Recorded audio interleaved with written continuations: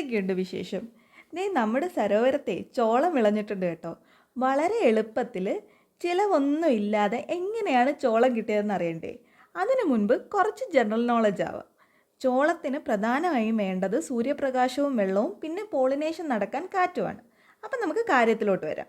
നമ്മൾ ചിലപ്പോഴൊക്കെ കടയിൽ നിന്ന് വാങ്ങുന്ന ചോളത്തിന് ഒരു ചവർപ്പ് കാണും, ചിലതിനാണെങ്കിലോ ഒട്ടും മധുരവും കാണത്തില്ല. ഇനി നമുക്ക് ആ റിസ്ക് ഒന്നും വേണ്ട.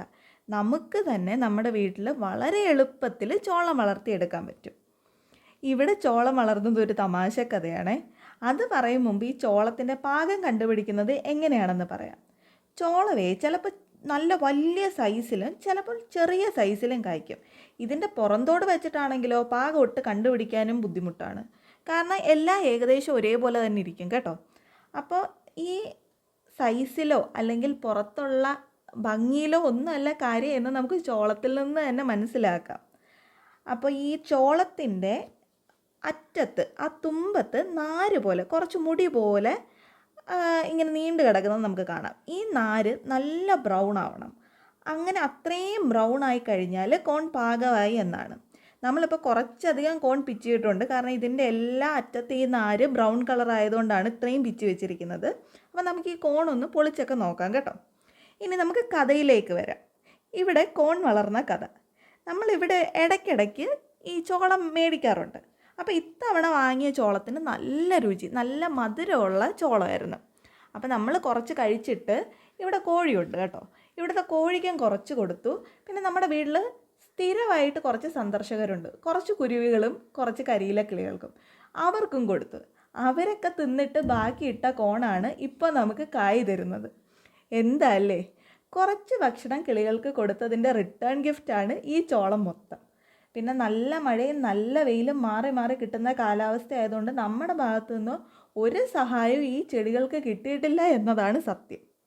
അപ്പം നിങ്ങൾക്കും വീട്ടിൽ ചോളം എളുപ്പത്തിൽ വളർത്തിയെടുക്കാൻ പറ്റും. ഒന്നെങ്കിൽ കടയിൽ നിന്ന് വാങ്ങുന്നതോ അല്ലെങ്കിൽ ഡ്രൈ ആയിട്ടുള്ള കോണൊക്കെ കിട്ടും കേട്ടോ. അപ്പോൾ അങ്ങനെയാണ് മേടിക്കുന്നത്, അങ്ങനെ ഡ്രൈ ആയിട്ടുള്ള കോണാണ് മേടിക്കുന്നതെന്നുണ്ടെങ്കിൽ, നടാനെടുക്കുന്നത് ആ ഒരു ഡ്രൈ ആയിട്ടുള്ള കോണാണ് എന്നുണ്ടെങ്കിൽ ഒരു ദിവസമോ 2 ദിവസമോ വെള്ളത്തിലൊന്ന് കുതിർത്ത് വെച്ചതിന് ശേഷം നടുക. അതിന് നമ്മൾ ഒരുപാട് കെയറോ ഒരുപാട് ഫെർട്ടിലൈസേഴ്സോ ഒന്നും നൽകേണ്ട ആവശ്യമില്ല. അവരവരുടെ സമയം എടുത്ത് വളർന്നോളും. നമുക്കൊരു 70-75 ദിവസത്തിനുള്ളിൽ കായ്കൾ കിട്ടിത്തുടങ്ങും കേട്ടോ. അപ്പോഴേ ഇതാണ് കോണിൻ്റെ അകത്തുള്ള അരി വരുന്നത്. ഞാനിങ്ങനെ ഞെക്കി നോക്കിയതാണ്, അതിനകത്ത് നല്ല അരിയുണ്ട്. പിന്നെ ഇത് പാകമായി എന്നറിയാൻ വേറൊരു മെത്തേഡ് എന്ന് പറഞ്ഞാൽ, ഈ കോണുണ്ടല്ലോ, ഈ കോണിൻ്റെ ആ കുരു നമ്മൾ കഴിക്കുന്നത് അത് ഒന്ന് ജസ്റ്റ് ഒന്ന് കുത്തി നോക്കുമ്പോൾ അതിനകത്ത് നിന്ന് വെള്ള കളറിൽ ഒരു ലിക്വിഡ് വരും. അതാണ് പാകമായി എന്ന് നമുക്ക് മനസ്സിലാവുന്നത്. അപ്പോൾ ഇതേ നമുക്ക് ഇത്രയധികം ചോളച്ചെടികളുണ്ട്. ഇതിലെല്ലാം കായ്കളും ഉണ്ട്, പല സൈസിലാണ് നിൽക്കുന്നത്. ഇനിയും എന്താ പിച്ചാനുള്ളതുണ്ട്. ഇത്രയും ബ്രൗൺ കളർ നാര് ഇങ്ങനെ വെളിയിലേക്ക് ഇങ്ങനെ കിടക്കുന്നതാണ് പാകമായിട്ടുള്ളത്. അപ്പോൾ ഇത് പിന്നെ പിച്ചാന്ന് വിചാരിച്ചു, എല്ലാം കൂടെ പിച്ച് വെക്കണ്ടല്ലോ. നമുക്ക് ഫ്രഷ് ആയിട്ട് വീട്ടിൽ നിന്ന് തന്നെ ചോളം എടുക്കാൻ പറ്റും. പിന്നെ ഓരോ ചെടിയും ഓരോ ഹൈറ്റിലാണ് കേട്ടോ. നല്ല ചെറിയ ചെടിയിലും കായ്കളുണ്ട്, ഹൈറ്റുള്ള ചെടികളിലും കായ്കളുണ്ട്. എൻ്റെ അത്രയും ഹൈറ്റുള്ള ചെടിയൊക്കെ ഉണ്ട് കണ്ടോ. എൻ്റെ അത്രയും ഹൈറ്റുള്ളതുകൊണ്ട് എന്നേക്കാൾ ഹൈറ്റുള്ളതും ഉണ്ട്. അപ്പം ഈ ചോളം ഞാൻ ഈ ചെടിയിൽ നിന്ന് പിച്ചിയതാണ് എൻ്റെ കയ്യിലിരിക്കുന്നത്.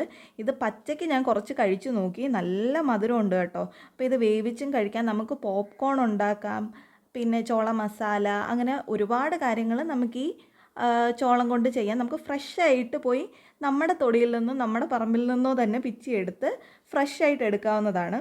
അപ്പോൾ നമ്മൾ കുറച്ചെടുത്തതിന് ശേഷം ബാക്കി ഇത്രയും നല്ല ചോളമാണ്. അപ്പോൾ ഇത് നമ്മൾ കുറച്ചെടുത്ത് വെക്കുകയാണ്, അടുത്തത് വിത്ത് വിതയ്ക്കാനായിട്ട് നമ്മൾ വെക്കുകയാണ്. ബാക്കി നമ്മുടെ കിളികൾക്കും കോഴികൾക്കും തന്നെയാണ് കൊടുക്കുന്നത്. അപ്പോൾ ഡെഫിനറ്റ്ലി നിങ്ങൾ വീട്ടിൽ ട്രൈ ചെയ്യുക. ഇതുപോലത്തെ കൂടുതൽ കണ്ടൻറ്റിനായിട്ട് നമ്മുടെ ചാനൽ സബ്സ്ക്രൈബ് ചെയ്യുക. അപ്പോൾ ഓക്കെ, ബൈ.